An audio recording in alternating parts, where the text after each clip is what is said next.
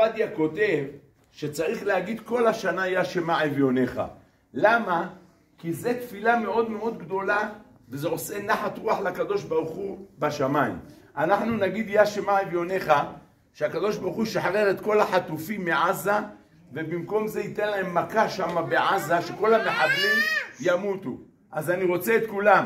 יא שמע אביונך, העם חלים פניך, אבינו לבניך, אל תלם אוזניך, יא שמע אביונך, העם חלים פניך, אבינו לבניך, אל תלם אוזניך.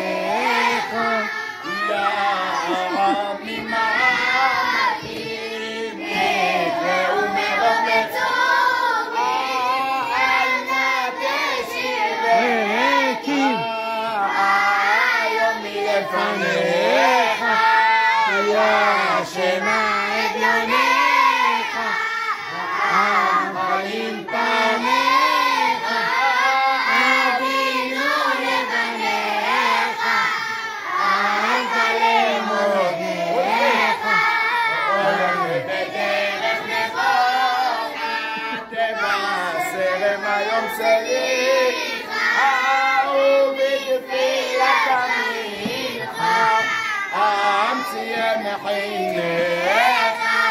يا شمع أبيونك، أنت لبنيك، أبينو لبنيك، أنا لمحنيك. يا شمع أبيونك، أنت لبنيك،